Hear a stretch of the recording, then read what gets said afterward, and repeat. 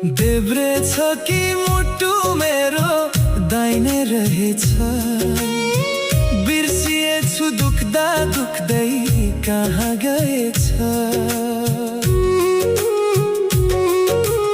आँसु बस्ने ठाउँ हेर्थे कति गहिरो रहेछ, दुख्दा मुटु टप्पै झर्ने कहाँ रहेछ। हँसेको छु बाहिर यति भित्र कसले देख्छ, कसले बुझ्छ पीडा मनको कहाँ कहाँ दुःख छ। आँसु पनि बोल्ने